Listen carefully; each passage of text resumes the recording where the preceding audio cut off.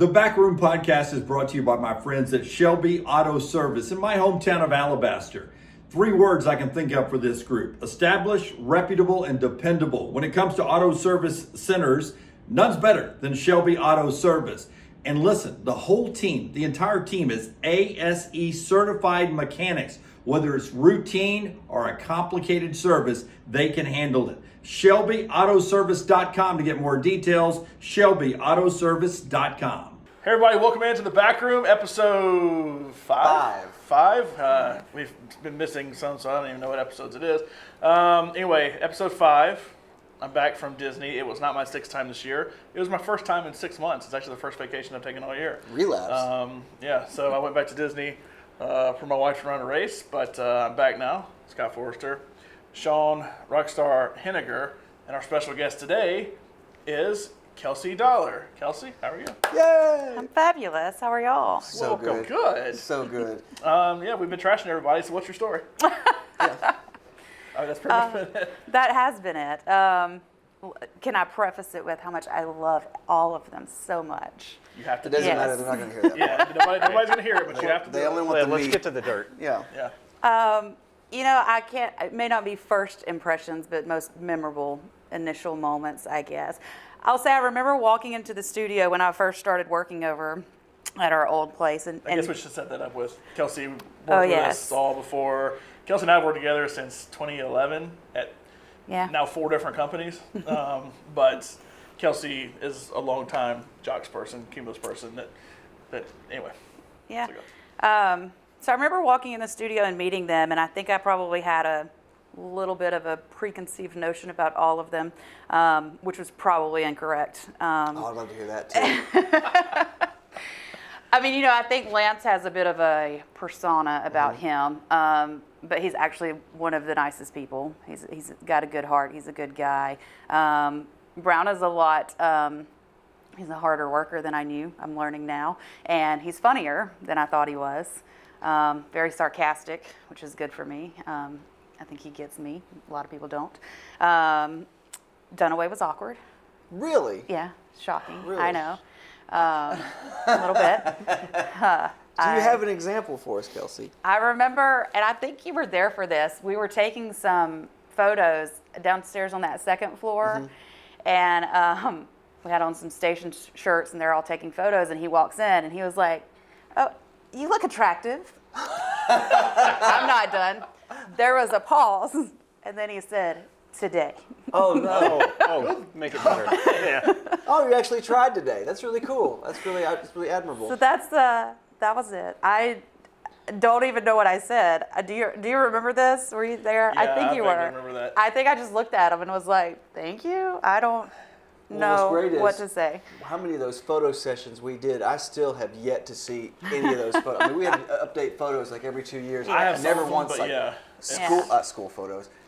Show photos, individual photos, Yeah. like staff photos, like we're going to have like name cards or something like that. But I never remember seeing any, not even on a website. I thought think that was interesting. these were, I think, for when we for like 2 weeks sold some T-shirts over there. You remember Yeah, that? and like the problem is we take those photos, and then a show would get like fired or something Yes. would change. Like the thing is, we start that, and then like Matt and Scott were let go, so then it's like, well, we got to redo everything again. Well, then the Yes. opening drive got let go, we got to redo everything again. And then prime time was kicked off, we got to do everything again. It's like, I mean, every time.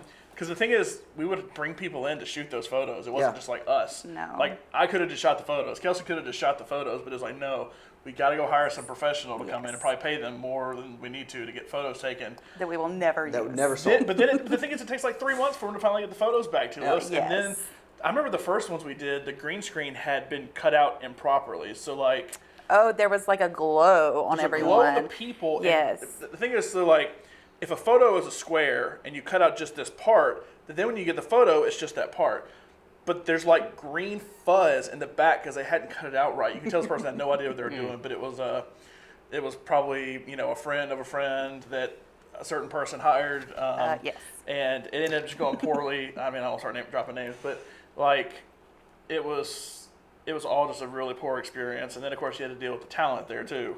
Like Kelsey said, dealing with Dealing with was that? dealing with Jim. You were not like that. Was I I would love. You're not going to remember, but I'm trying to remember our first interaction. How off-putting I am. If Dunaway's awkward, I feel You're I not am. off-putting, I don't think. What would you say I am? Oh. Go ahead. No, I think you're hilarious. Oh, thank you. So I literally in the lobby earlier told Taylor that. I was like, I think I laugh every time he opens his mouth. You're very funny. It's because it's awkward. But now, like, I know you, so I know you're funny. Like, I know that's what it is. Okay. I don't But take it's a you different kind as of awkward though, because like Jim's Yes. forcefully awkward. Like I have to say something stupid. Yes. You're like just trying to make jokes, Yeah. or being quiet. Because I'm that way. I'm always just quietly awkward in the corner. Yeah. Like every time a guest comes in, I never say a word. I just sit there because I don't know what to say. If I don't want to say the wrong thing, that I'm just like super quiet. But it becomes awkward at that point. Jim's like forcefully, like when he says has that to Kelsey, talk. Yeah. or like when people come He can't in, just he say has like to He talk. can't. he can't just say how's your weekend. He has to like, oh, I see you opted for makeup today. Like it's something like that. Where it's just like, yes. Yeah. So Oh, I've had that conversation. Shocking. He came and said it. I was like, "Are you wearing eyeshadow today?" wow, good on you. Yes, I am. I like that you're trying today. Yes. That's good. Of course, you've experienced the thing I guess the three of us have not experienced yet, which is all of them at the Floribama. Oh my Oh lord. wow. So I feel like that's maybe a different impression you get of people than what you see in the studio. You at know, work. yes, I had the best time with them. It was so much fun, but the awkward statements were prevalent there. I may not want to tell all of Now those. You don't have to tell them all necessarily. Because now it's inebriated awkwardness. Yes. Yeah. Yes. Jimmy Bushwhacker. Yeah. Well, and a whole new side of Brown that was very entertaining. Oh wow. Oh, Brownie Yeah. Bushwhacker. Y'all heard? Yeah, you heard a little bit about that. I think his George Strait. Oh, Who yeah. else was it? There was somebody else he kept yelling out. I can't remember who it was now. Oh, musicians love that. Oh yes. Well, don't worry. Dunaway did get up and go tip him after that. Every Oh, time Brown I yelled apologize. something, Dunaway went to tip. I apologize so it for my worked. boyfriend. But you think I would have learned being around you so long that musicians hate that. Well, I Yes. guess once you get inebriated, you kind of I lose think that he lost- sense, yeah. You lose that sense of Yeah. That awareness. filter, yeah. Yeah, you just like think this is, and like kind of like if he yelled Freebird, it would have been worse because that's like Brown's the one that every time I would say Ryan Adams, he'd say Summer of '69 every single time. Yes. So, but yeah, go ahead. I don't think he could think enough to think of actual names of songs at that point. So But I love the Dunaway tipping for him. I'm so sorry. I am so sorry.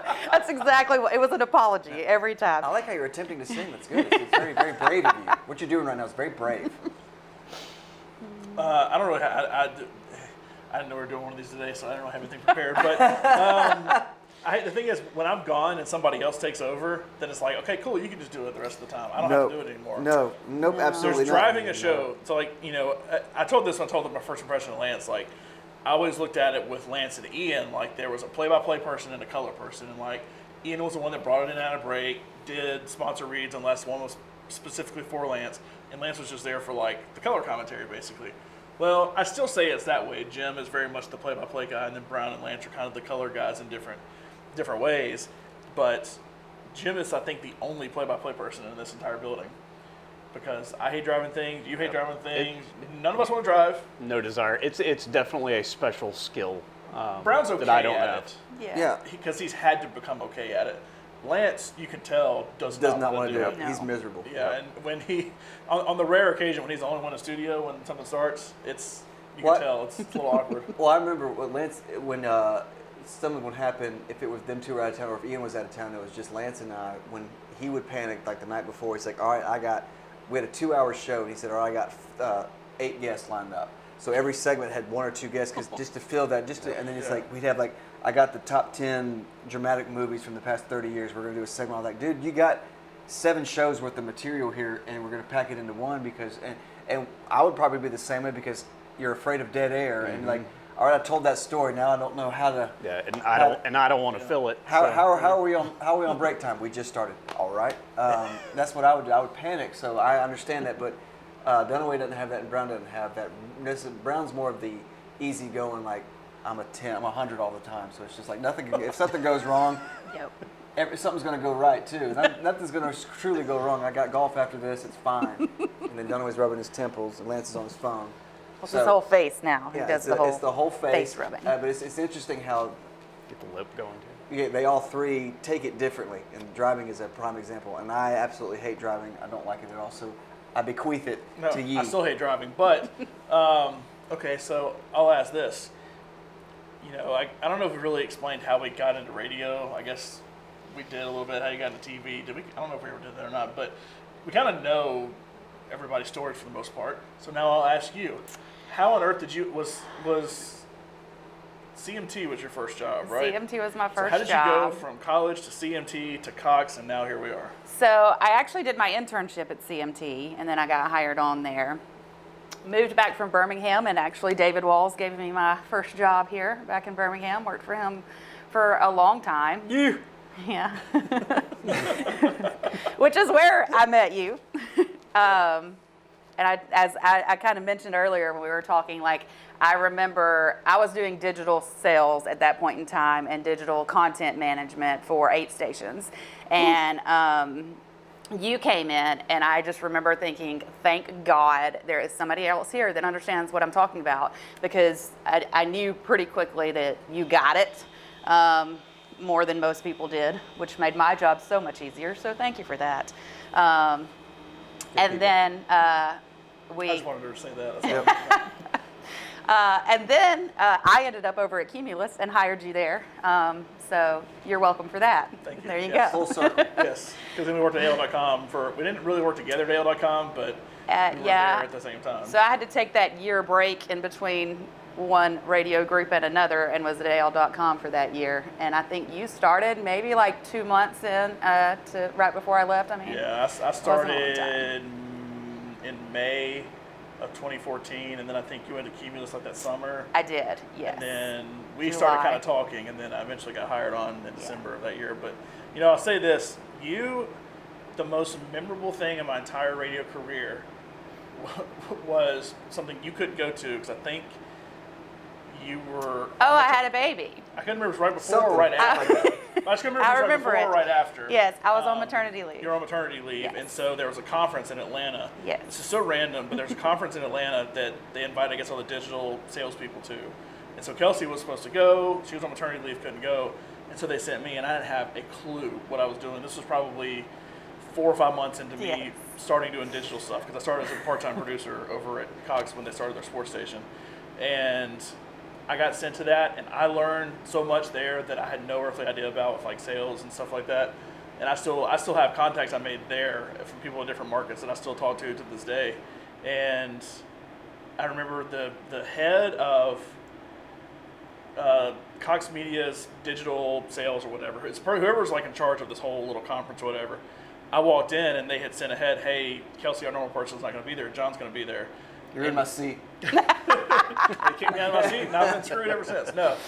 Wait, you were in my seat. I was sitting in Kelsey's seat. But I was impressed, because it was I feel like it was kind of last second that it's like, hey, John, you want to go to this? Sure, why not?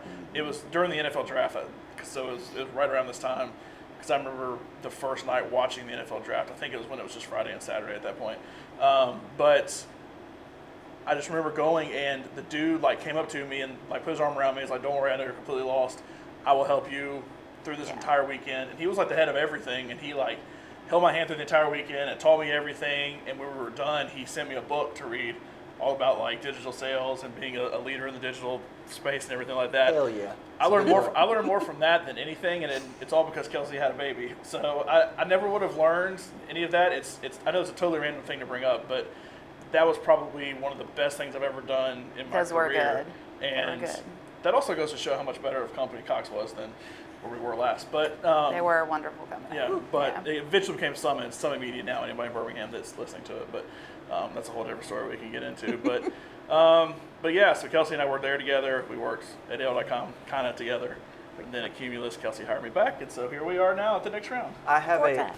I have a question that I asked Scott. So when Scott was approached, we talked about this in the last episode, by Dunaway and Brown to go to lunch and given his pitch, and what his wife said that night where, hey, I'm thinking about making this move. What did your husband think about, hey, the guys that left, they started their own thing from scratch, and they want me to come with them and sell. So And what was your thought too? What was your fear or excitement? I think it was more excitement, a little bit of fear of the unknown, but Yes. I think it was mostly excitement.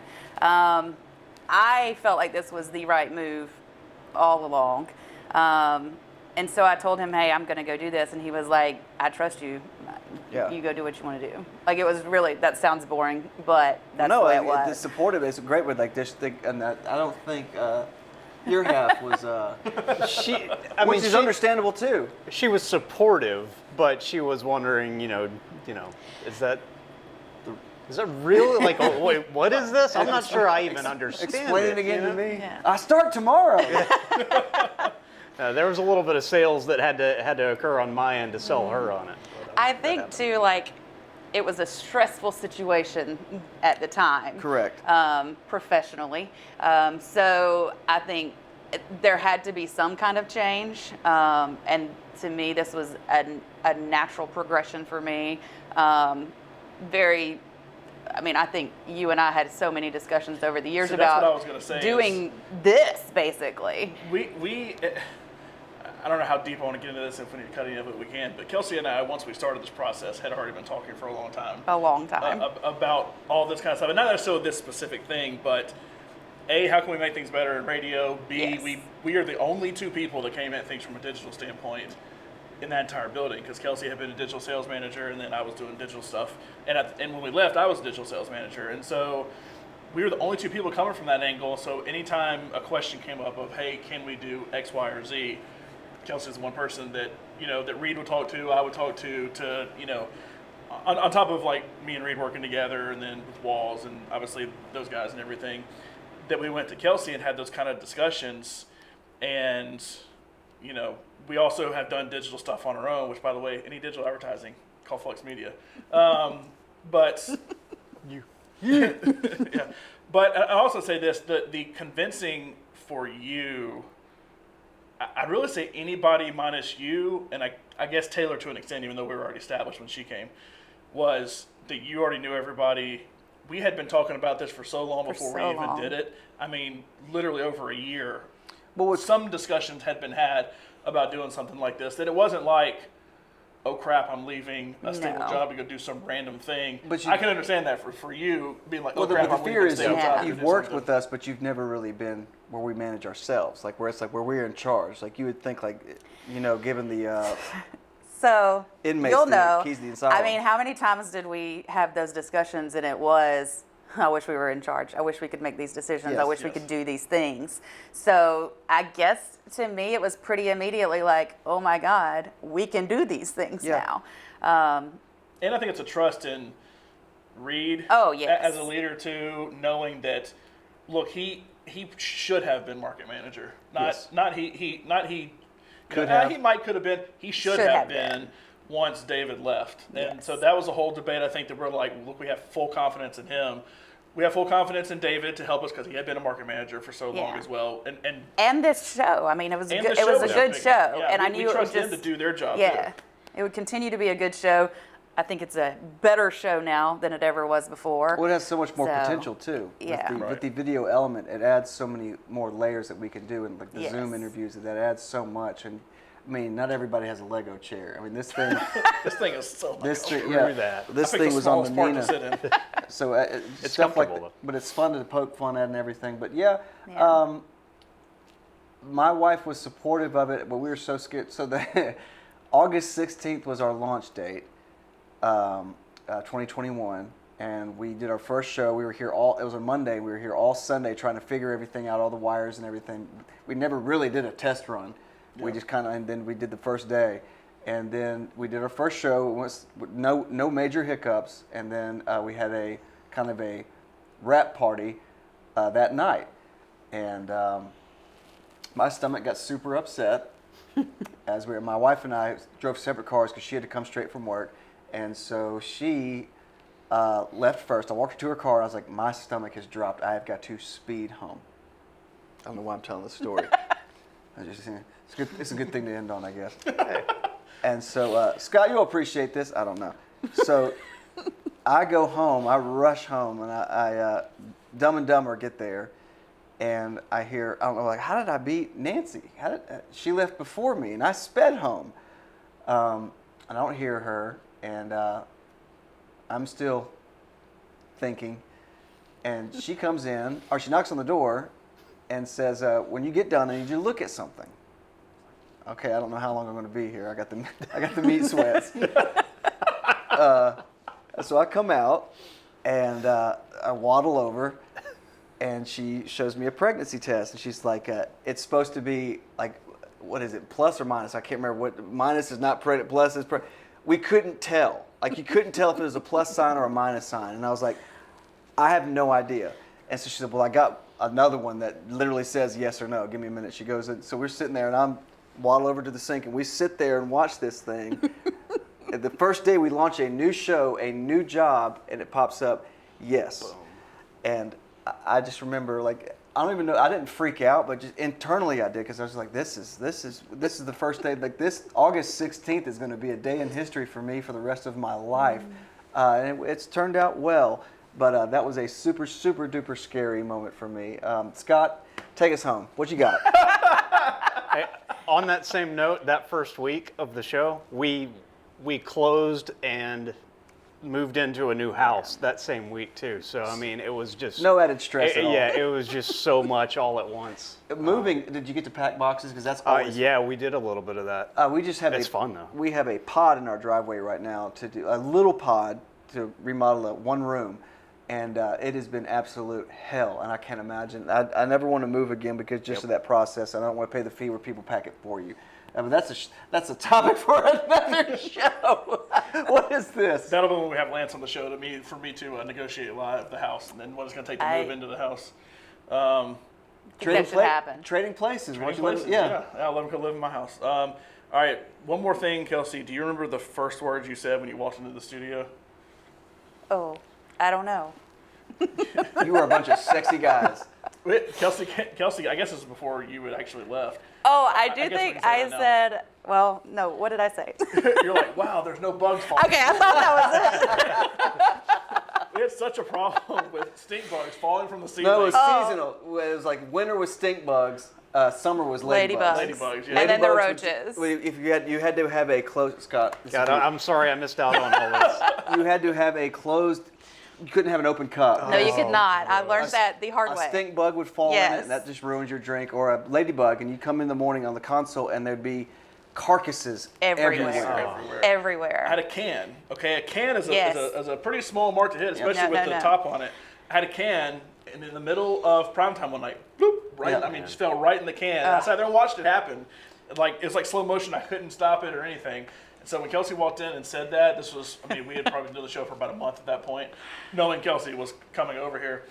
She came the first time, said that, and that's when I knew, we made the right decision. Yes. Well, my biggest fear was one day, just as a dare or something like that, somebody to remove the ceiling tile and get the flashlight and just look at things. And because if they're falling like that, I can't imagine the amount of dead carcasses. Yep. The worst was on the ground floor. Kelsey and I went down. I was just about to say that. We opened a closet. You could hear them running. Cockroaches. God. Everything. Oh, it was like you couldn't see them because it was dark in there. You could hear them. Yes. Like this.